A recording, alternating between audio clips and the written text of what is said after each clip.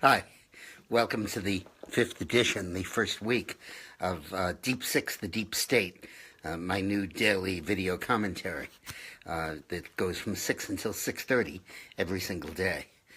Today I'd like to talk about the willful murder of Fox News, this disgusting, disgraceful effort to drive this very important news network off the air. It's a homicide. It's a hit, a mob hit by the deep state, and they are all closing in with the goal of forcing Fox News to change its editorial policy and no longer be a bastion of conservative sentiment. It's been a thorn in the side of the establishment ever since it was founded over 20 years ago. As you know, I was a commentator on Fox News from 1998 until 2008, and was in 2012. I'm sorry, and it was quite a career. I loved it. I enjoyed it. Made over 20 appearances on Fox. Nobody ever told me what to say. Nobody ever tried to censor me. A big contrast from what goes on, according to guests I've spoken to on CNN and other news networks. But the key thing here is that there has been a deliberate policy to destroy the people who were the basis of Fox News, a deep state assassination. And the way it works is that they've gone after each individual. The first one to fall was Glenn Beck, and he was a tremendously successful commentator on Fox News. He had the 5 o'clock hour, which is not prime time, and yet his ratings exceeded that of most of the people in prime time. His ratings were absolutely incredible. He made the 5 o'clock hour and a very important destination for hundreds and thousands and even millions of people, which is very hard to do.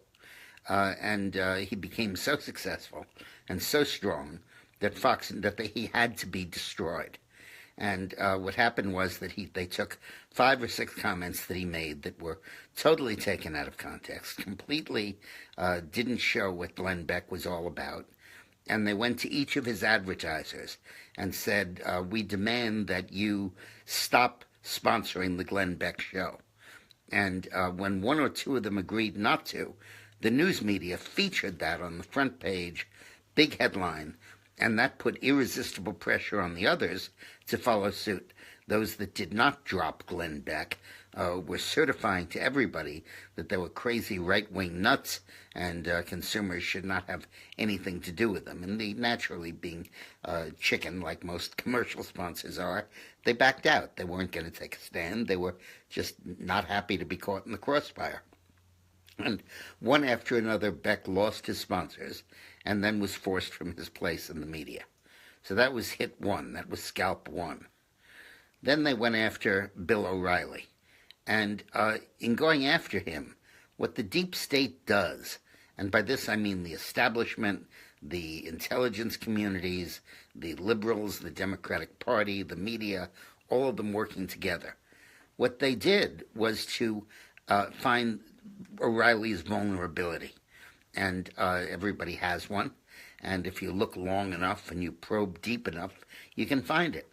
And then you can exploit it to really damage the person you're going after. That's the MO of the deep state. It's been practiced to a art form in Eastern Europe, and now it's coming to the United States. And, maybe there were a few instances where Bill O'Reilly told a woman who works at Fox News to, please go out with him or come to this address or, whatever. But there was no accusation of rape or of sexual harassment or of anything really major like that. Just embarrassing episodes. And originally it was, I think, 5 or 6 years ago, phone messages that he had allegedly left with one of his employees, and then more recently it was invitations to come and meet him at a certain point. And not wanting to cause controversy, not wanting to have that drown out his message, O'Reilly settled those lawsuits. Fox News did so on his behalf. And once one was settled for a significant amount of money, everybody piled on. And you had a deluge of lawsuits and challenges against O'Reilly. I have no idea which were true and which were not. I suspect there was a liberal sampling of each, but it doesn't matter what the truth is. He was not accused of murder. He didn't burn any house down. He didn't rob anybody. He didn't kill anybody. He didn't rape anybody. To my knowledge, he didn't touch anybody in this scandal. And yet it was blown out of proportion, and one after another, people piled on, and eventually he had to succumb. Now, I'm not saying that the women who did that, least of all Gretchen Carlson, who I know and think is terrific, were in any way being phony in what they're saying. I'm just saying that their legitimate concerns were taken by the deep state and the establishment and magnified out of all proportion to get O'Reilly off the air. Do you really believe that an anchor on the news broadcast telling a woman who was on the show that he'd like to see her at a certain location, and then penalizing her in her employment for failing to do so, is front page news? With all the murders in New York City that the New York Times doesn't cover, with all of the serious things that are going on, that is above the fold front page news? The hell it is. It was only done in a conspiracy between the intel community and the news media to try to set up Bill O'Reilly and to get him fired. And it worked. And again, they honed in on the real vulnerability, which was the advertisers. And these people who complain morning, noon, and night that corporate sponsors are getting in the way of TV news. And if ever an anchor on ABC or NBC was told what to say or was criticized by a commercial sponsor, all hell would break loose. First Amendment, freedom of the press, and all of that stuff. And God help an advertiser that boycotted one of those networks. They would all descend on him. And yet that's exactly the technique they used on O'Reilly. As far as Roger Ailes is concerned, the creator of Fox News, the guy who guided it from infancy, who had the vision that all the other networks would toe the party line, and he would set up a network that would not, that would be fair and balanced, that would call things as they were, and would not hesitate to take a conservative bent and to give voice to information that the establishment was shutting out, like the IRS scandal or like Benghazi or any of those episodes. Anyway, when they decided to get even with Roger Ailes or to get him out, again, they used episodes of misconduct in his office. But once again, keep it in perspective. He didn't rape anyone. He didn't touch anyone. There was no accusation of forced sex. And yet Roger Ailes was forced out on his ear and humiliated and ousted from the network, and unfortunately and tragically died several months after his character had been killed. Now they're going after Sean Hannity. Here they don't have anything even vaguely remotely sexual because Sean Hannity is as chaste as a priest. A real one. but what they're doing now is taking his coverage of the Seth Rich murder, where this guy who worked for the DNC was murdered 2 weeks before Hillary's convention, shot in the back, and I think in the back. And nothing was taken. His watch, his wallet, his billfold, his credit cards were all intact. Those were not taken. And yet they would have us believe that this was a robbery gone bad. And the implication of the murder was that it was related to concerns he had over the leaking of the DNC data, over hacking of the DNC data, and that either he knew something about it or may even have been involved himself in doing it. And we'll never really know because the police didn't investigate it. And then his parents jumped in and said, "Oh, don't politicize our son's death," which is probably simply because they're liberal and don't want his name made associated with a partisan event.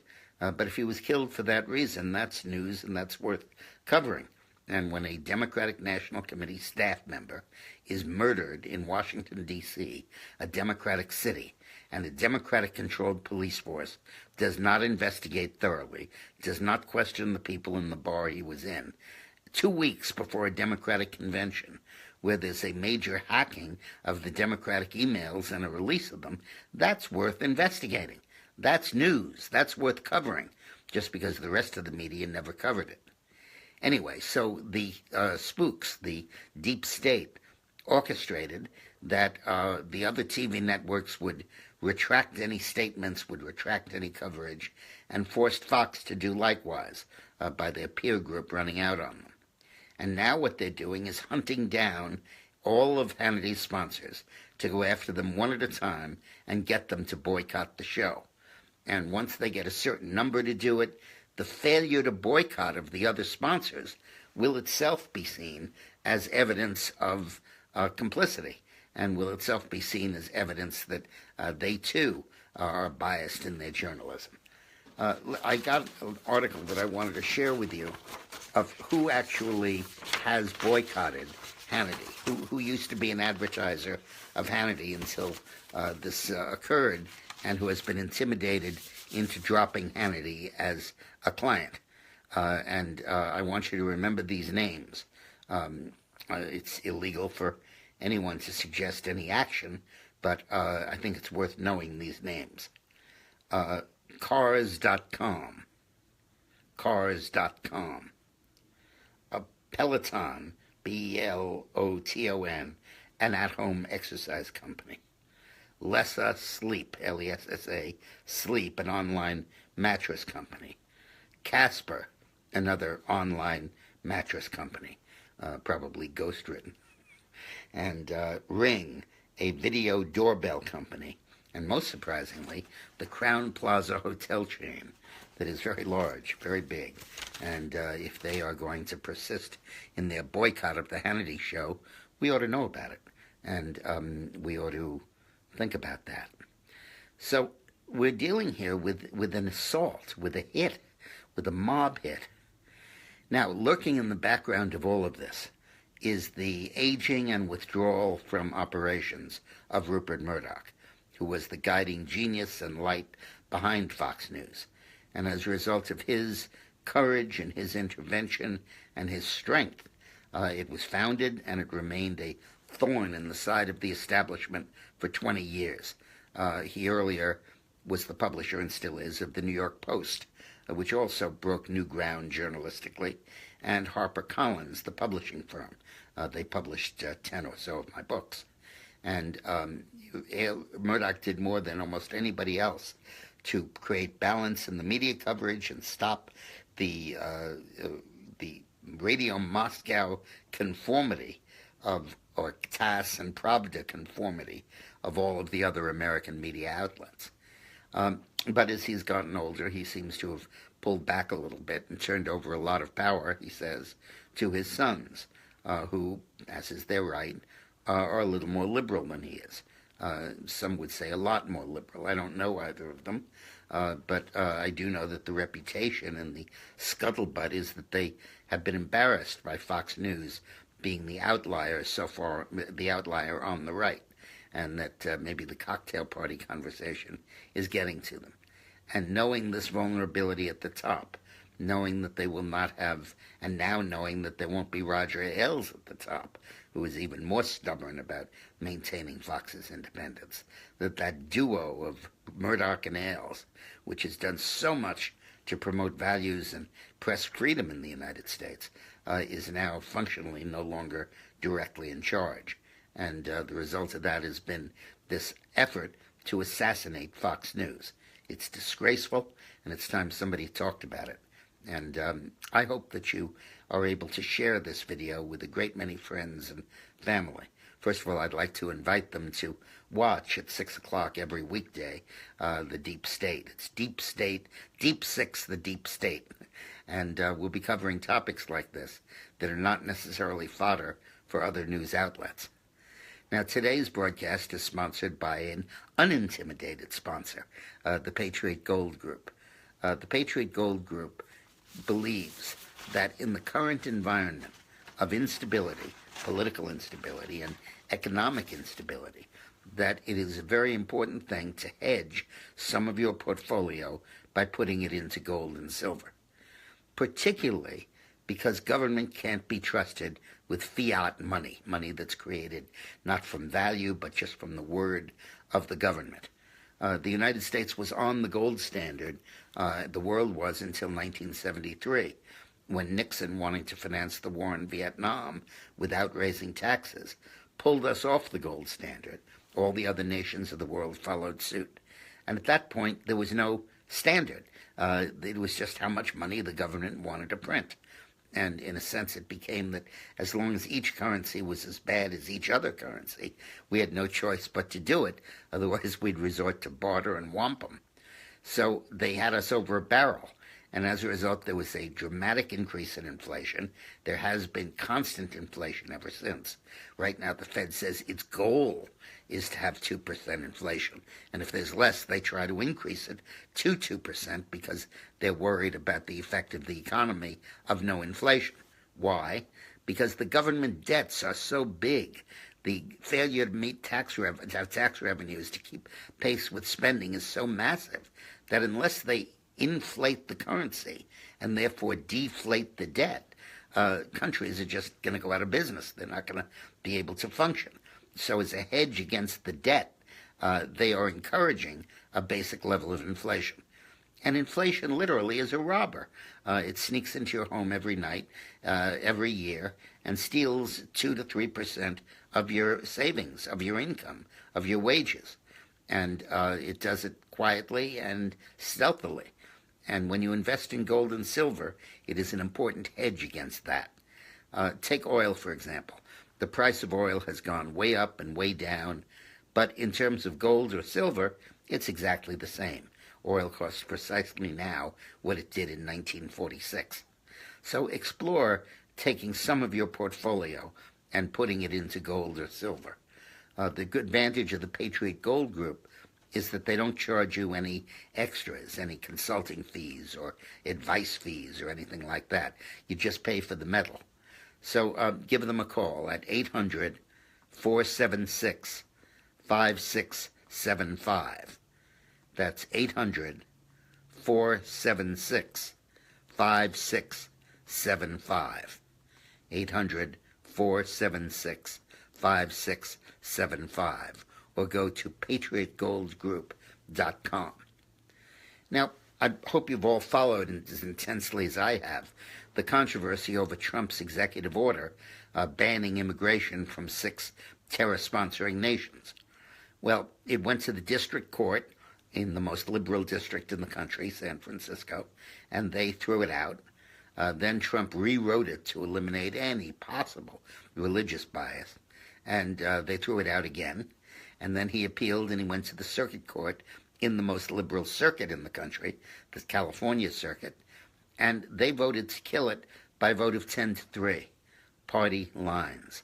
3 Republicans voted in favor and 10 Democrats voted against it. Now, we're accustomed to party line voting in the Senate and the House, but in the judiciary, people should vote along party lines? That is just outrageous. And now it'll go to the Supreme Court, where hopefully it will be party lines and it'll be sustained. But the point I want to make tonight is something that you probably didn't know. Whether or not the court rules in our favor or not, we are already administratively implementing the Trump agenda by the individual actions of our individual customs officials and ICE officials throughout the Muslim world. Immigration and visa issuance to Muslim-dominated countries has declined last month by 20%, and illegal and visas to 20%, and visas to people who are immigrants from those 6 countries that Trump wants to ban has gone down by 55%. So there are so many respects in which Trump can't get his agenda passed by the courts or passed by Congress, but he's in effect implementing the agenda by his presence in office and by the decisive nature of his advocacy and his leadership. Another great example is immigration itself. The number of illegal border crossings is down by over 70% since he took office. The number of arrests has doubled since he took office. And who's going to pay $8,000 to some coyote? That's the name of the people that take these immigrants across across national lines. $8,000 or $10,000 to cross the border. When the minute you're here, you get picked up and you get sent right back. And as a result of market forces and the anticipation, Trump is really achieving his goal. Never see it in the media, but it's absolutely true. Now, a word is important here about the Manchester terrorist attack. The more I learn about this, the more I've learned that Manchester is essentially, in effect, a sanctuary city. It is, for example, one of only two cities, two police forces that list Islamophobia as a hate crime. And they are deliberately pro-Muslim in their administration and in the way they function. And this is a policy of the department. And this level of appeasement has, I think, led to the concentration of Muslims in that city and to some of their actions. Let me read you some of this. The Greater Manchester Police Department is one of only two forces to let Islamophobia become a hate crime category. Earlier this year, Chief Constable Ian Hopkins honored Tell Mama for fighting Islamophobia, an organization. Tell Mama has lost funding earlier when his claims of a plague of violent Islamophobia were proven untrue. The chair of Tell Mama has been photographed with the leader of Hamas, appearing at the Global Peace and Unity Conference, where plenty of terror sponsors have promenaded. He boasted, in 2005 we had 4 Muslim MPs, in 2009 or 10 we have 8 or 9, and in 2014 we have 16. At this rate, the whole parliament will be Muslim. Last year, Hopkins had appeared, that's the chief of police of Manchester, had appeared at a Muslim Engagement and Development, MEND, event at the European Islamic Center, along with Azad Ali. Ali has praised Anwar al-Awid and other al-Qaeda figures. He justified the murder of British and American soldiers. He praised Hamas and Hezbollah. Instead of arresting him, the chief constable appeared at the same forum with this terrorist supporter. So Manchester has held itself out as a target by, in effect, being a center for Islamic immigration and, it appears, Islamic terror. And we should realize that, the truth of John F. Kennedy in his inaugural when he said, those who foolishly sought power by riding the back of the tiger ended up inside. I'd also like to give you the quote of the year. Nancy Pelosi, who is displaying increasing signs of senility. And by the way, on some people, senility is a vast improvement.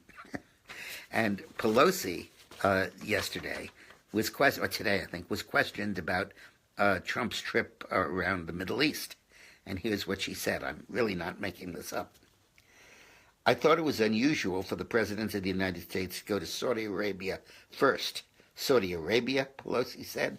It wasn't even alphabetical. I mean Saudi Arabia. Now notice the previous live presidents, 4 of them went to Canada first. Then she ticked them off. One of them went to Mexico. George W. Bush went to Mexico first, and then some went to Canada, and others went to other places first. But that Trump chose to go to Saudi Arabia first. What was the decision-making process to go to Saudi Arabia first? It's not even alphabetical. That's the question I have. Huh? And one is increasingly driven to say, huh, when we come to Nancy Pelosi and the kind of stuff she's been saying lately. The last thing I want to talk about is the health care bill. A very good compromise has now arrived at the Senate doorstep. And it will be difficult to get 51 votes to pass this. But it's possible, and I really hope they do. And I hope that Republicans don't stand in the way, but they understand that the reason they are in office and the reason they've stayed in office is their pledge to repeal Obamacare. And that until they can really replace it, they'll never, in fact, repeal it. And we have to understand that, and they have to get it. But the requirement that they get 60 votes to repeal it and replace it that is, they get 8 Democrats willing to vote with them, is a complete fantasy. Let me debunk that right now.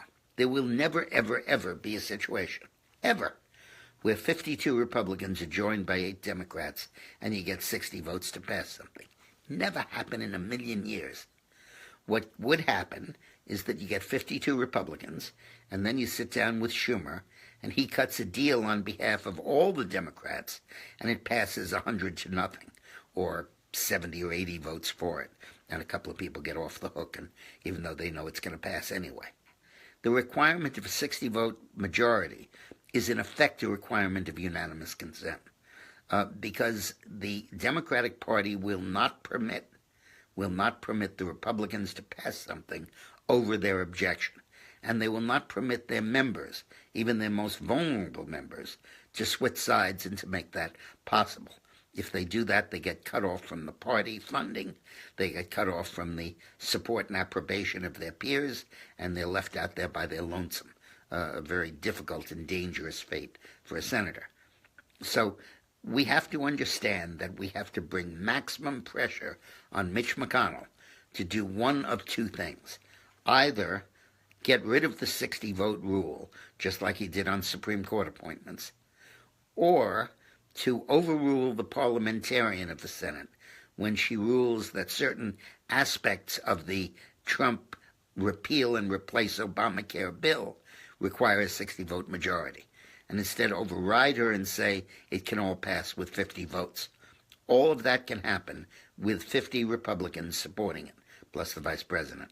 You can lose 3 of them, but you have to have 50 of them.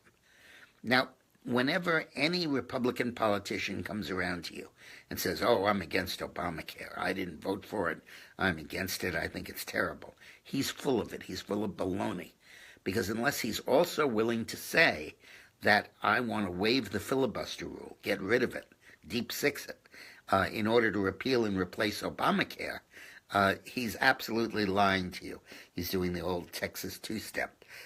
He's pretending to take a point of view that he's really not. Ultimately, the filibuster rule has to go for Trump to be able to govern, because there are no longer 100 independent senators. There are 2 armed camps, and the Democratic camp has such discipline, such unity, such cohesion in the minority that they are not about to let a bill pass unless Chuck Schumer and the majority of the Democratic caucus approves of it. The current state of play in Washington, as long as this pernicious rule stays there, is that it takes 217 votes to pass a bill in the House and 100 to pass it in the Senate. Not 60. 100 has to be virtually unanimous consent. Just a final note, I hope you enjoyed the fact that Greg Gianforte won in Montana.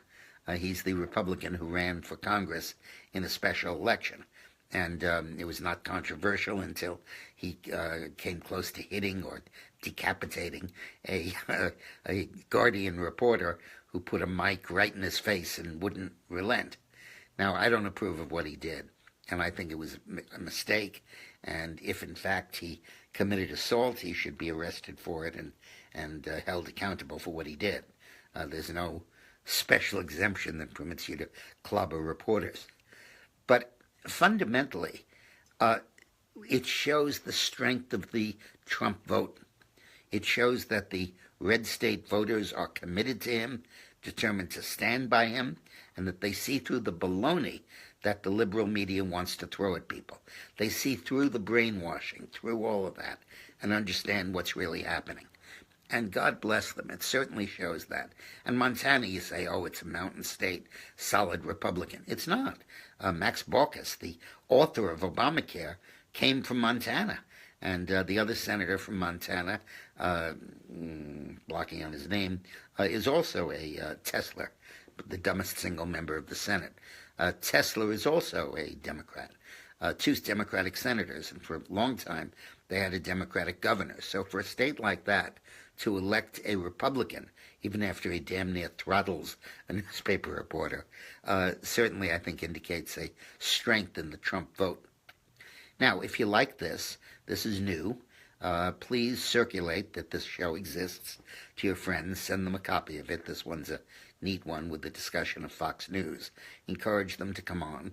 And every single day, I do a 4-minute or 3 or 4 or 5-minute video on the news of the day. The one today, for example, was with Trump meeting with Obama, with the Pope, and the Pope urging him to sign the global warming treaty, and all the G7 people piling on Trump to say, don't withdraw from the Paris Accords.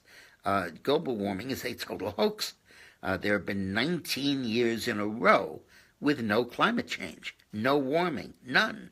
And the ice caps are thicker now than they were 20 years ago. And so are the heads of the global warming scaremongers. So if you go to dickmorris.com, my website, and you sign up, I'll send you the video every day. It's called Lunch Alert. We can have lunch together, as well as 5 o'clock drinks, 6 o'clock drinks, and maybe together we can deep six the deep state. Thanks for watching.